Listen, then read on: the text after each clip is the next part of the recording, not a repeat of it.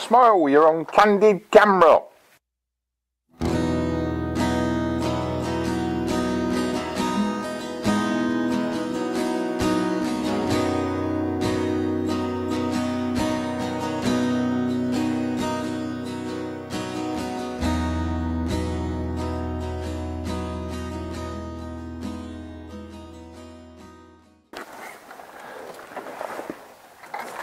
I was watching an interesting programme last night, and it was about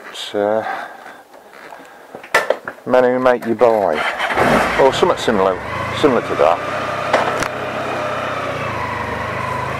And basically,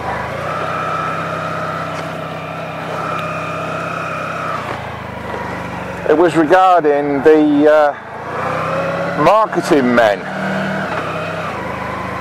and it's quite a skill, is selling things to folks, but they've got it down to a fine art. In fact, there's a lot of scientific study goes into the subject of how to make people buy, and one of the main things, in fact, seems like it's about the only thing that they use to make you buy things, is fear. And I thought, that's a strange thing to say. But apparently, early in this century, there was a chap out there who decided that fear would be a good way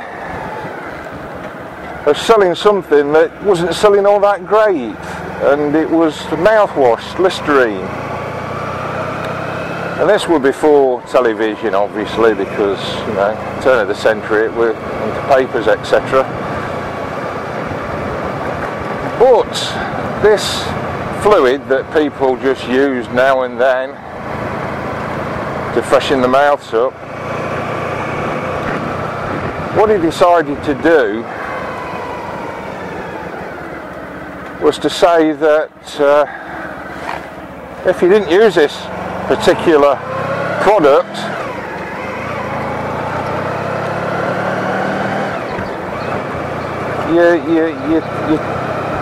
there's like an health illness thing with your teeth, I forget what it's called now, but it makes your breath smell. So he more or less says that you know, people are not going to tell you if your breath smell. So, in a roundabout way, it was saying you're perhaps best to use this every day, just in case. And he gave people that fear of having smelly breath, and nobody advising them that they'd got smelly breath. And this sort of concept of selling by using fear has been used ever since, and it's one of the main reasons that people buy things. And it was a really interesting subject. Sounded a bit boring when I put it on. I thought, this is going to be a bit bloody boring, but actually it was very, very clever.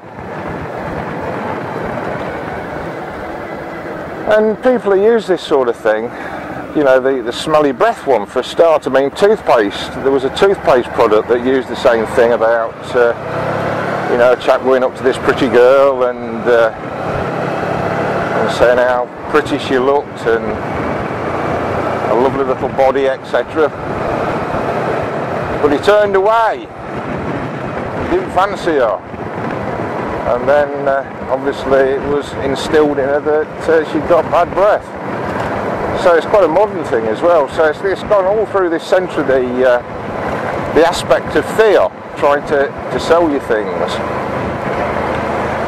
Now, turning this on its head a little bit is the fear dilemma on a motorbike. Now, are we, rightly or wrongly, getting overprotective with the protective gear that we wear? Now, this is going on that subject that stirred a right hornet's nest up last time. But it just got me thinking on this subject.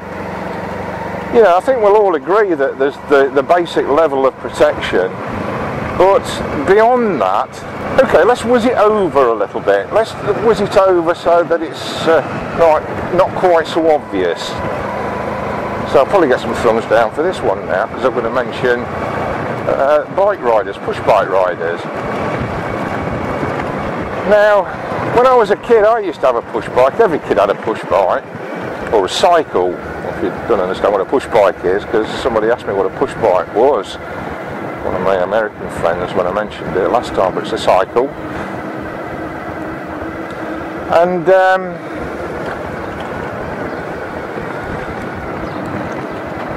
when I was a kid, you used to go on your bike. I used to have short trousers on, and I used to pedal to school, and I used to pedal on bike rides. I used to go bloody miles on a push bike. Right, okay, I fell off a few times, got a few scratched legs, etc, etc. But when you look at people on push bikes now, they are protected, not quite as good as a motorcyclist, but getting on that damn way. And I'm thinking to myself, are these people being sort of told by marketing, through fear, that they need to wear, number one, an helmet, knee pads, fluorescent coloured garments? Pardon me. Or is it a choice that they made themselves? And it's quite an interesting concept, really, isn't it? Because I'm still here, and I had a push bike. Okay, the roads weren't as bad as they are now, but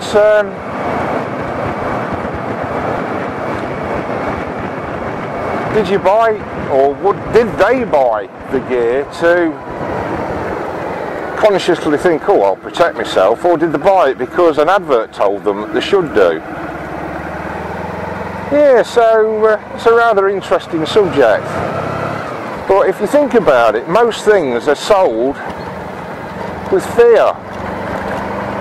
And one of the big things that really shook me was the fact that the medical industry, the people who make drugs for obviously for sell over the counter, a lot of that type of stuff, they use fear big time, and one of them was cholesterol. And this is not so long ago, they put it across that cholesterol is one of the main things that causes you to have an heart attack. Not the only one, but one of the main ones they put it across. So much so that they wanted to sell this drug, statins I think it's called, that reduces your cholesterol. And it's one of the biggest drug, if you like, start from nothing to a massive industry, this statins. And it's all through fear of having high cholesterol. So much so, in fact, that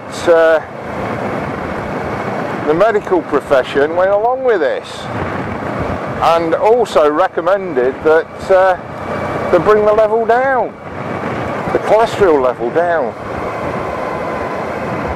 So instead of having so many people in the danger level of the cholesterol level, they had hundreds of thousands of people in the danger level. So even the politicians were sold this idea that,